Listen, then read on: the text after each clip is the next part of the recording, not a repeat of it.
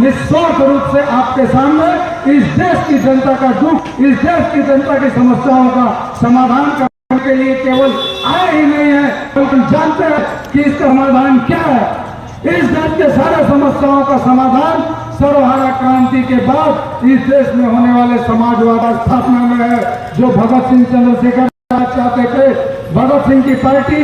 HRA Hindustan Republican association चाहती, Hindustan socialist Republican association चाहती थी। और हम आपको बता दें कि आजादी की लड़ाई में शामिल असीलन समिति HRA के ही क्रांतिकारियों ने RSPIML को 1940 में बनाया था, क्योंकि उन लोगों को पता था कि 1947 के पहले हिंदुस्तान दो चीजों का गुलामी में था। हिंदुस्तान पर दो चीजों का हुकूमत था,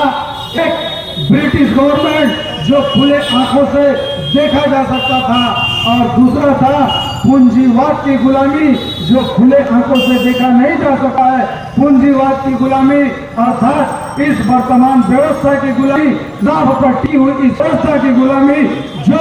देखने के लिए शरीर का आंख नहीं दिमाग का आंख चाहिए, जो समझने के लिए बुद्धि चाहिए, जो समझने के लिए आपको पढ़ना होगा। आप अन्य पार्टियों का सदस्य बनने के लिए फॉर्म भर के बन सकते हैं, यहाँ तक कि मिस कॉल मारने से भी सदस्य बनते हुए हमने देखा है फेसबुक पर। लेकिन एक कम्युनिस्ट पार्टी का सदस्य बनने के लिए आपको पढ़ना होगा, सीखना होगा, जानना होगा। साथियों, RSPIML के लोगों को अच्छी तरह से यह बात पता है कि इस वर्तमान अन्याय और अत्याचार पर टिकी हुई व्यवस्था, जहां आप अगर थाना में जाएंगे तो घूस, म्युनिसिपैलिटी में बर्थ सर्टिफिकेट के लिए जाएंगे तो घूस, आप शेड्यूल कास्ट बनाने के लिए जाएंगे तो घूस, आप किसी भी कार्यालय में जाइए घूस, आप इस समाज में जहां कहीं भी चले जाइए अन्याय और शोषण के सिवाय आपको कुछ भी नहीं मिलेगा। और जब तक ये वर्तमान अमानवीय व्यवस्था कायम है, आप सर पटक के मर जाइए, लेकिन आपके साथ वही अन्याय होता रहेगा जो आज तक होता आया है। अगर आप चाहते हैं कि आपकी आने वाली पीढ़ी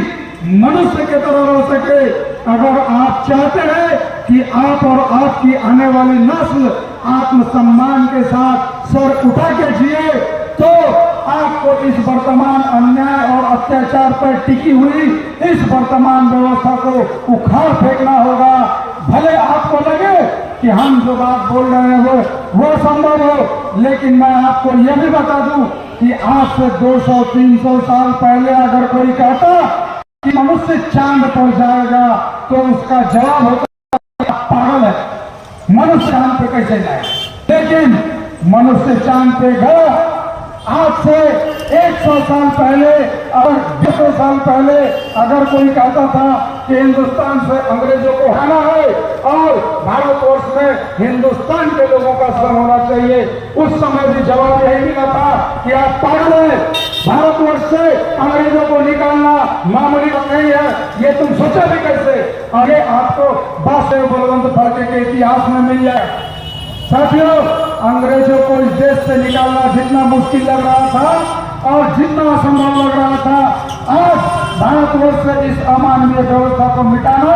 उतना ही मुश्किल लग रहा है। लेकिन इतिहास गवाह इस बात का कि इस धरती की जनता ने जो है केवल अंग्रेजों को ही नहीं, यहाँ से बड़े बड़े बादशाहों को भी अपना पल्ला झाड़कर भाग जाना पड़ा है।